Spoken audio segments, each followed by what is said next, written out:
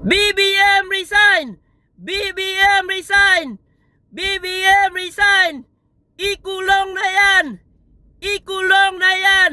Para sa pakikiisa sa ipinaglalaban ng ating mga kababayan na nasa Lunita ngayon. Nakikiisa po ako sa inyo upang labanan, upang sukulin ang mga nangyayari sa bansa natin ngayon.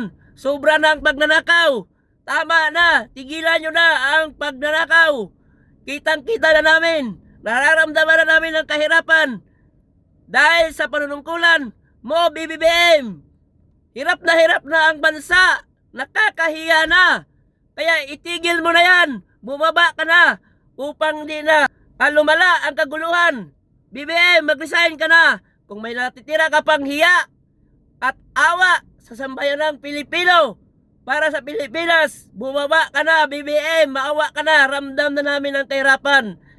Dahil sa iyong panungkulan, wala na, lugmok na ang sambayanang Pilipinas.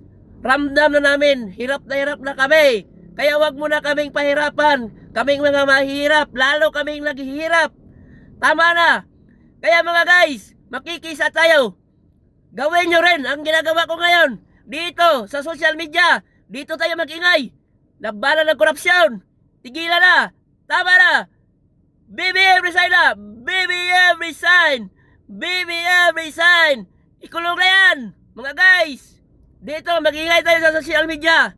Kaya, ano pang inaantay nyo? Gawin nyo rin dito. BBM resign. BBM resign. Ikulong na. Ikulong na. Ikulong na.